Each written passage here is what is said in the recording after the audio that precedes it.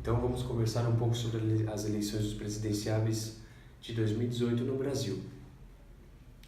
Meu nome é Rafael Bento, eu tenho 23 anos de idade, vivo na Argentina. Pude prever algumas coisas que aconteceram ao longo desse ano na Argentina.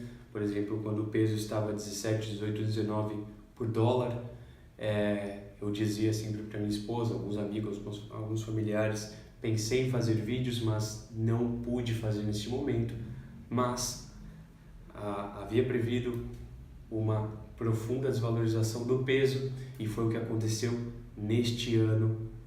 E não foi muito difícil prever isso, era só ver que as propostas de mudança para a Argentina que foram propostas pelo governo do Macri não foram feitas, não foram realizadas de forma correta. Então, tudo o que a Cristina Kirchner esteve fazendo na Argentina, o governo do Macri continuou fazendo o mesmo, só que agora mostrando realmente o que ele estava fazendo, porque antes a Cristina escondia e agora o Macri estava mostrando. Mas por que eu comentei isso para vocês? Porque o nosso Brasil pode entrar numa recessão econômica profunda como entrou a Argentina e pode se transformar numa futura Venezuela. Eu não sei se muitos acompanham a situação da Venezuela, mas eu recomendo que busquem, que se informem sobre o assunto e se informem tudo o que pode acontecer no Brasil este ano. Por isso, tão importante esse tema sobre as eleições. Eu sei que eu vivo na Argentina, não estou no Brasil, não estou vivendo todas as coisas que estão passando aí, mas eu tenho meus familiares, a minha mãe querida vive no Brasil, a minha família, os meus amigos, então por isso que eu decidi fazer esses vídeos. Enfim, vamos conversar sobre alguns presidenciáveis. Eu falaria um pouquinho sobre as propostas econômicas, algo mais ou menos de cada um, mas eu falarei um pouco também da índole de cada candidato. Bom, vamos conversar um pouquinho então, não é muito relevante, mas sobre o Fernando Haddad. Fernando Haddad, esse cara não pode de nenhuma forma, assim como vários candidatos que nós falaremos aqui, mas esse candidato não pode chegar de nenhuma forma no poder. Por quê? Porque ele é a continuação do governo Lula, ele é a continuação do governo do PT, esse mesmo governo que foi responsável por os maiores escândalos de corrupção, não do Brasil, do mundo, os maiores escândalos de corrupção. E esse canalha do Lula, ainda preso, queria concorrer à eleição. Ou seja, a própria lei de ficha limpa que foi aprovada no governo dele, ele queria revogar essa lei, passar por cima da Constituição brasileira, passar por cima do Código Penal brasileiro e concorrer às eleições presidenciais.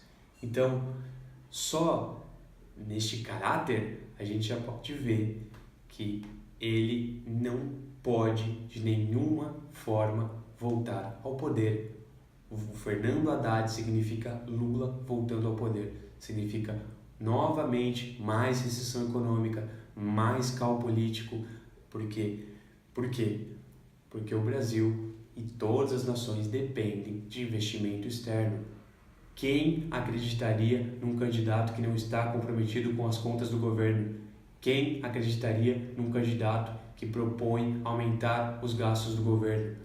O governo ele foi criado justamente em três poderes: o poder executivo, o poder judiciário e o poder legislativo. Esses poderes existem por um motivo. O legislativo cria as leis, o executivo executa as leis e o judiciário defende a Constituição. Esses foram os três poderes criados. Só que parece que hoje no Brasil a gente também tem o poder petrolífero, a gente tem o poder energético, a gente tem vários outros poderes que não deveriam estar nas mãos do Estado, que não deveriam fazer parte desse monopólio do Estado. Mas por que eles estão? Porque a corrupção vem justamente das empresas estatais. Por isso é muito importante o programa de privatização, uma coisa que o governo do Fernando Haddad, que é o governo do Lula, não defende. E a gente sabe que os maiores escândalos de corrupção vieram de empresas estatais, principalmente a Petrobras. Enfim, Fernando Haddad a gente descarta. Próximo candidato, Ciro Gomes. Bom, gente, outro candidato socialista. Porque o que é a raiz do governo do PT? É o socialismo, é o comunismo. O que é a raiz do governo do Ciro Gomes? É o socialismo, é o comunismo. Inclusive, o Ciro Gomes, o que diz respeito à índole dele, ele é mentiroso. Por que ele é mentiroso? Porque, de acordo com o público, ele fala as suas propostas. Então, a gente tem o Ciro Gomes, em alguns momentos, defendendo o Lula, em alguns momentos, defendendo o governo do PT, em alguns momentos dizendo que o Lula é um merda, que o Lula não sei o que lá. Mas como você acredita numa pessoa assim? Uma pessoa que mente compulsivamente todos os momentos, a parte de uma pessoa que é violenta, né? Muitas pessoas acusam o Bolsonaro, só que não vê as coisas que o Ciro Gomes faz, como por exemplo a agressão do jornalista, como por exemplo a agressão de várias pessoas que foram fazer um manifesto perto da região onde ele morava. Então, são tantas coisas, são tantos escândalos também com relação ao Ciro Gomes. A parte do Ciro Gomes, como propostas econômicas, defende também, ele é contra as privatizações, não todas, algumas privatizações ele queria, mas ele é contra a privatização da Petrobras, do Banco do Brasil, da Eletrobras. E por quê? Porque ele tem o mesmo propósito de governo econômico que tinha o PT. Não vai mudar muita coisa, não muda muita coisa. Os investidores, numa possível eleição do Ciro Gomes, vão se mandar do Brasil. E o Brasil, novamente, um caos político. A gente viu o que aconteceu com o dólar só neste ano. O dólar saiu de 3,20 para 4, chegou outro dia a 4,20, agora está beirando mais ou menos os 4,10, mas a gente está vendo todas as coisas que estão acontecendo de acordo com essas eleições. E por quê? Porque de acordo com qual candidato pode ganhar, o mercado ele ou se estabiliza ou entra em crise, ou entra em risco. Uma possível eleição do Fernando Haddad faz com que os investidores já queiram ir embora. Uma possível eleição do Ciro Gomes faz com que os investidores queiram ir embora. Os únicos que mantêm uma classe de investidores seria o Geraldo Alckmin e Bolsonaro. Mas tudo bem, já que eu mencionei agora o Geraldo Alckmin, vamos falar um pouco sobre o Geraldo Alckmin. O Geraldo Alckmin tá bem, ele tem umas propostas econômicas até que razoáveis, só que ele não é a favor do teto de gastos, ele não é a favor de privatizações de grandes empresas como por exemplo a Petrobras, e ele defende não só manter o Bolsa Família, mas a manutenção e se for necessário, a expansão do Bolsa Família. Que na verdade depois falaremos, se vocês pedirem, se vocês quiserem, depois eu faço um vídeo explicando sobre o Bolsa Família, mas não passa de uma manipulação e compra de votos. Enfim, Geraldo Alckmin, eu acho que é melhor, quando a gente vai falar de Geraldo Alckmin, eu acho que é melhor, para a gente ter um entendimento melhor, a gente tem que ver o partido do Geraldo Alckmin, o PSDB. O que acontece? PSDB sempre foi o partido que esteve pau a pau competindo com o partido do PT, né? o partido terrorista. Ele sempre esteve pau a pau. Só que, se vocês voltam para ver, depois eu disponibilizarei um vídeo aqui, deixarei os vídeos nos comentários, se vocês assistirem vocês vão entender o que foi as eleições de 2006, o que foi as eleições de 2010. A gente vê o PSDB e o PT, eles trabalhavam juntos, assim como sempre continuaram trabalhando juntos. O impeachment da Dilma Rousseff, ele só foi feito, né, quando o PT fez um ataque diretamente ao PSDB. Então, na verdade, eles sempre trabalhavam juntos em todos os esquemas de corrupção. Por que o PT ganhou as eleições? Porque em alguns momentos da eleição, apesar, se você pensa, poxa, o governo Lula ele se reelegeu em 2006, apesar de todos os escândalos de corrupção que foram apresentados desde o primeiro ano que ele entrou no poder. E por quê? Porque foi toda uma manipulação política, foi na compra da eleição, mas isso eu deixarei para outros temas, mas o PT e o PSDB sempre andaram juntos. Eles, porque o PSDB, Fernando Henrique Cardoso, o Lula. Não, eles sempre andaram juntos. Eles sempre caminharam juntos. Então, o PSDB, que disse ser um partido de direita, deve rever os seus valores. Não é exatamente um partido de direita, e por isso que eu estou fazendo esse vídeo, para que vocês entenderem isso, para abrir e começar a buscar novas coisas, ok? Vamos falar sobre a Marina Silva. Bom, Partido Verde. A Marina Silva é exatamente isso, uma das coisas que eu escutei e guardei realmente no meu coração. A Marina Silva, ela é verde por fora, só que ela é vermelha por dentro. As raízes da Marina Silva, ela é socialista. Ela é socialista. Ela defende também ela é contra as privatizações, ela é a favor do aumento do Bolsa Família, ela é a favor do aumento do teste de gasto, considera isso como uma coisa ridícula. Enfim, a Marina Silva também é socialista. Nenhum investidor quer entrar em um estado, quer entrar em um país onde o Estado gasta mais do que ele deve gastar. Porque o Estado ele foi criado justamente com esses 3 poderes que eu falei, que a gente comentou, que eu comentei no começo do vídeo.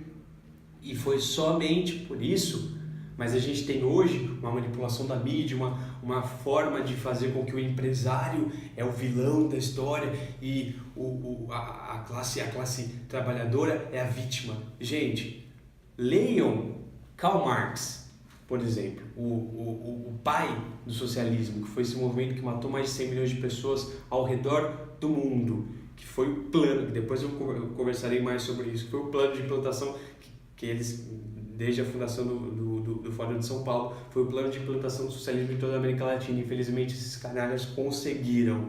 Hoje a gente vê o que aconteceu com a Venezuela. E, enfim, com a Argentina mesmo, com vários outros países. Mas o que eles fizeram é uma coisa imperdoável. O que eles fizeram é uma coisa ridícula, Então, se você defende essas ideias de que o empresário é o maior vilão e de que o trabalhador é uma vítima da sociedade, voltem e leiam Karl Marx.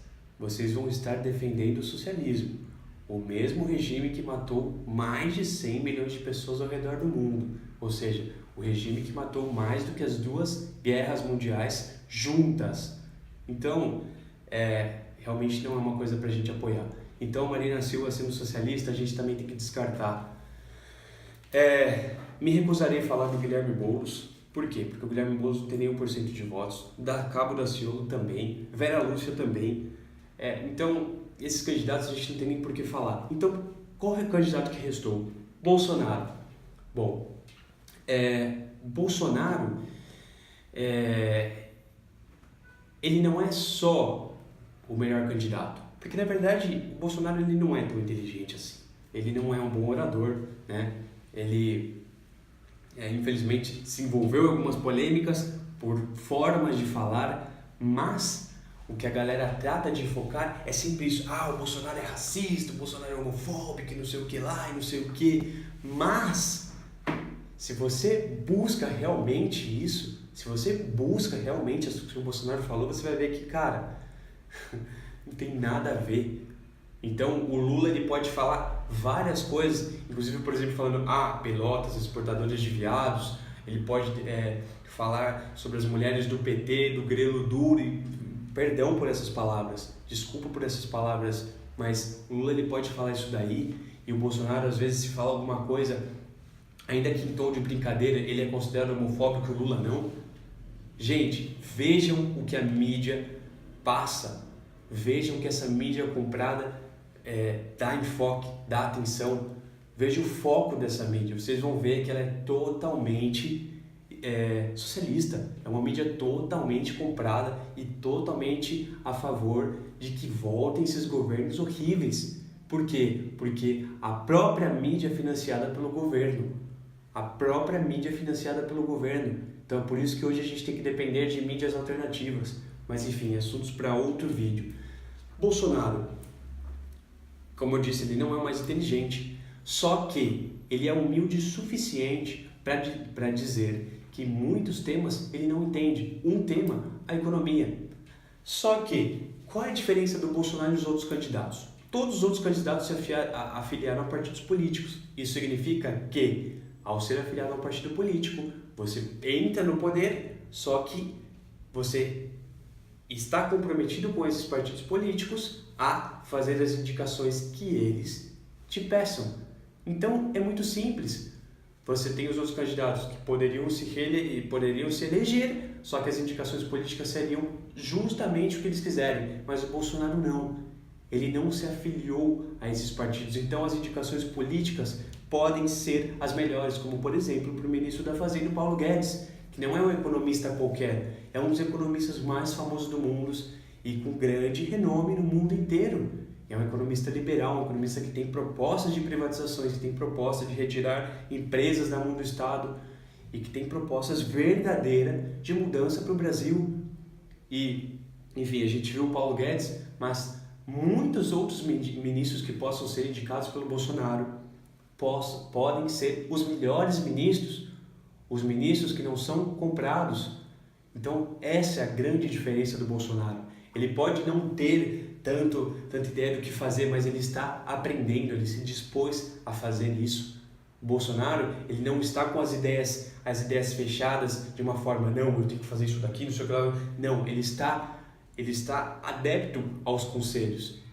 Ele permite que os conselhos venham, ele permite isso. E essa é a grande diferença do Bolsonaro. Mas uma outra grande diferença é que busque nas pesquisas eleitorais o Bolsonaro, ele é o único candidato com eleições verdadeiras de se eleger, com chances verdadeiras de se eleger. Então ele é o único que pode competir tanto no primeiro turno como no segundo turno com o Fernando Haddad. E se Deus quiser, para a nossa nação brasileira, o Bolsonaro vai ganhar no primeiro turno. Por quê? Porque nós vamos nos unir, nós vamos vencer no primeiro turno, porque é a única chance do Brasil. Eu não estou fazendo esse vídeo assim porque eu quero ganhar inscritos para o meu canal, porque eu quero me envolver numa polêmica justo agora das eleições. Não, eu estou fazendo isso porque eu realmente estou preocupado com o meu país, eu estou preocupado com a minha família, eu estou preocupado com a minha vida. Porque uma crise no Brasil não afeta somente o Brasil, afeta também outros países ao redor. E este mesmo movimento socialista no Brasil está em toda a América Latina. Eu posso confirmar isso com toda a autoridade para vocês, porque eu estou vivendo a realidade de outro país. Então, eu acho que por esse vídeo é isso. Se vocês gostaram, se inscrevam no canal. Se vocês quiserem ver novos vídeos, se inscrevam no canal. Também muito importante se vocês puderem deixar o seu like. Enfim, eu estarei fazendo vídeos dia sim, dia não. E bom, é isso. Por esse vídeo é isso. E tchau.